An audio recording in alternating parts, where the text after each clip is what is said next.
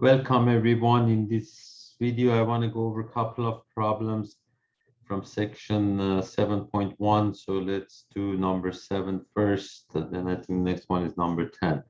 So here it says find the formula of the determinant of the matrix. You're given the matrix here, and usually when you find the determinant, 99% of the time it has to be the factor form. Now if you want to expand, find the determinant by expanding along the first row. You can say 1 times the determinant of that matrix, and I wrote it here, minus 8 times the determinant of that matrix.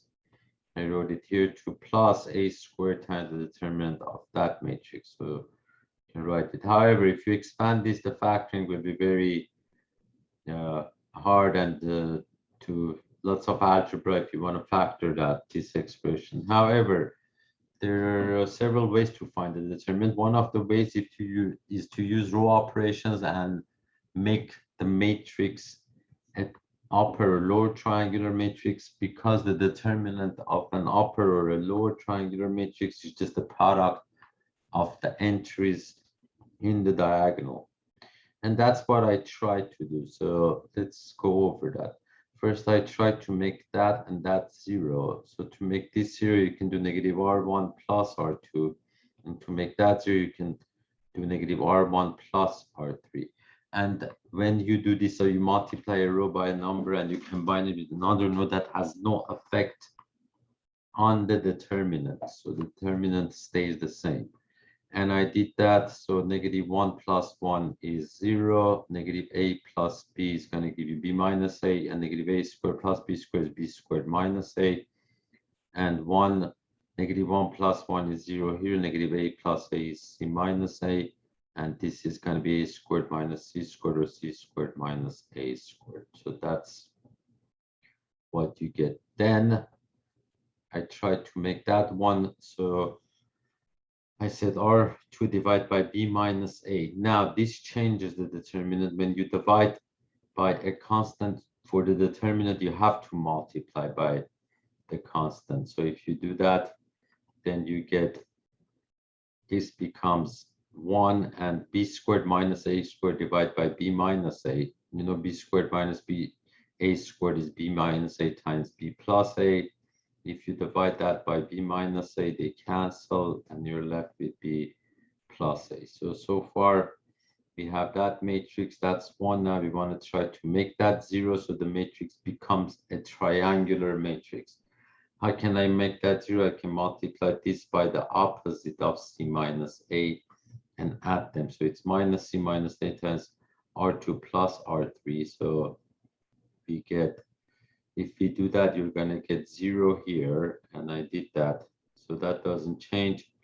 And for this one is negative c minus a times that b plus a, and that's plus that expression, which is just c minus a times c plus a. Let's see what happened. This is a triangular matrix now.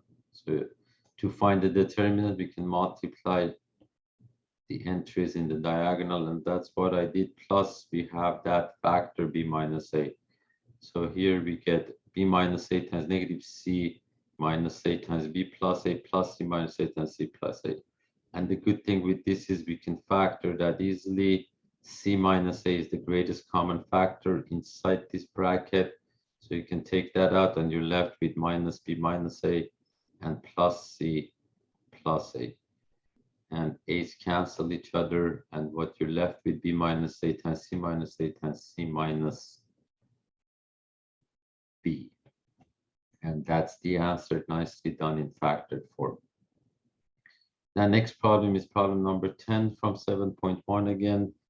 So first, part A, they want us to show that u cross b can be written as the determinant of this matrix. And again, when you do that, you can find the I, J, and K component of that. So please watch my video on cross multiplication, and I've done that there. So if you want to do that, if you write this matrix, again, the I component is going to be the determinant of that matrix. The J component, it's minus determinant of that matrix. and plus the k component is going to be determinant of that matrix. And if you write that and you evaluate them, that's what you get, which is the same answer. Part B, we want to prove that the magnitude of the cross product of u and v squared is the magnitude of u squared times the magnitude of v squared minus u dot v squared. Now you can prove this by using the components. And that's what I tried to do. So u is u1, u2, u3. These are the components of u. The components of v are these. Now I call that number one. That's the left side. If you want to find the magnitude square, so you can the first component squared plus the second component squared plus the third component squared. And these are just right here. The magnitude of u squared is that squared plus that squared and plus that squared. So it's u1 squared plus u2 squared plus u3 squared. Same way, the magnitude of v squared is v1 squared plus v2 squared plus v3 squared. The dot product of the vectors, again, you multiply the corresponding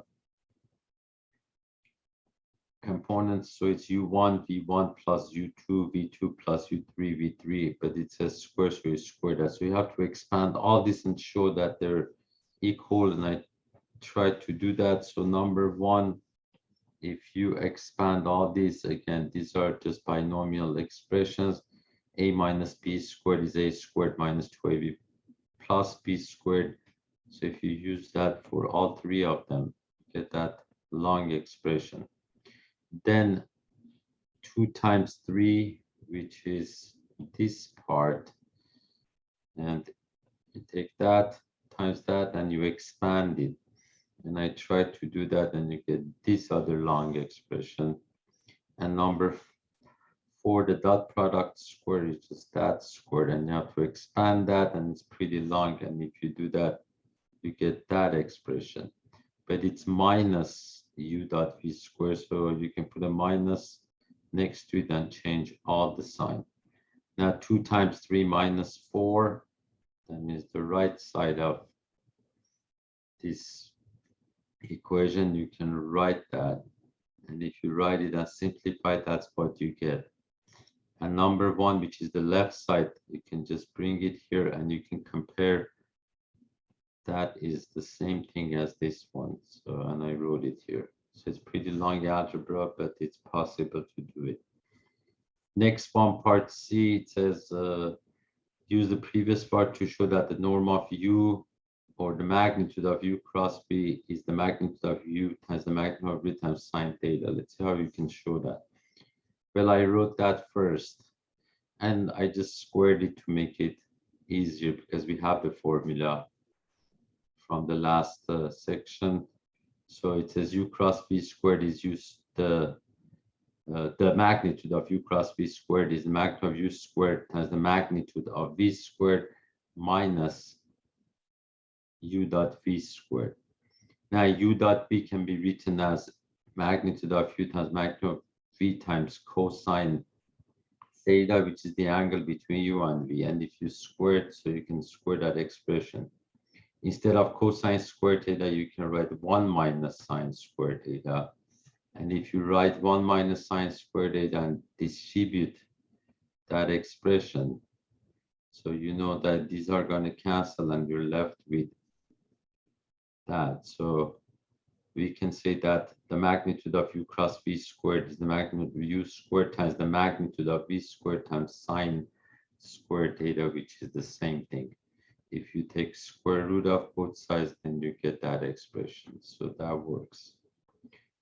Next, use C to prove u and v are parallel to each other if and only if u cross v is the 0 vector. So 2 vectors are parallel to each other if one vector is the scalar multiple of the other one. So you can write u, and you can say v is k times u, or k times u1, k times u2, and k times u3.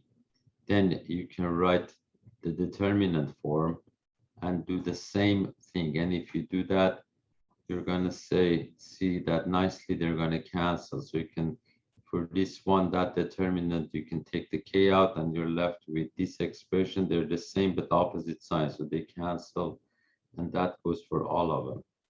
And at the end, you get 0. This is the 0 vector because it's a vector. Now you see, to prove that if u and v are orthogonal unit vectors, then u cross v is also a unit vector. Two vectors are orthogonal if their dot product is 0. Now they're unit vectors, that means the magnitude of each vector is 1. We know that u dot v is magnitude of u, which is 1, times the magnitude of u, which is 1, times cosine 90 degrees. So because they are orthogonal, cosine 90 is 0. So we get 0. Coming back to the magnitude of u cross v, that's the magnitude of u times the magnitude of v times sine theta, but that's going to be sine 90, and these are 1, and you get 1. Therefore, we can say the magnitude of u cross v is 1, and it's right here. Next one, we're given two vectors in R2 with these components, and we have u, which is a1, a2, but the z component is 0 and the same as b. First, we can form this 2 by 2 vector, and I did that. Again, when you see this, that means the columns are the components of A. So the first column and the second column, we have the components of B. First, we can calculate the determinant of A. That's what we get. And if you do u cross V, same way, the I component is going to be 0, the J component is going to be 0, and the K component is the determinant of that matrix, which is that. Now, if we want the magnitude of u cross V, that's a1 b1 minus a2 b2, and that's exactly, well, it's that, which is the coefficient of, it's the component of K, the coefficient of K, and that's exactly the same thing as the determinant of A, which we found here. Now for next one, I just want you to kind of see the general idea. If I want to find the area of this parallelogram, the area of the parallelogram is base times height. But what is the height here? If this is theta, the height is norm of v times sine theta. Again, we use trigonometry here. That's the opposite side. So sine theta is going to be opposite over hypotenuse. Therefore, then this is going to be hypotenuse times sine theta. Now the area is base times height. The base is u, and the height is norm of v times sine theta, and that's a familiar formula, which is the magnitude of u cross v, and I wrote that here. So in our case, the one that we had in the problem, just double check please, the magnitude of u plus v was the determinant of A. So double check and you can probably finish the problem. The next two, again, these are long calculations, but I just want to, I want to explain the general form. That's why I have this here. The volume of a parallelepiped is the area of the base times the height. So we have it here. Now the area of the base, we know that it's going to be the norm of the, or the magnitude of the cross product of A and B. Now, if we want to find the height, we know that the height is going to be the dot product of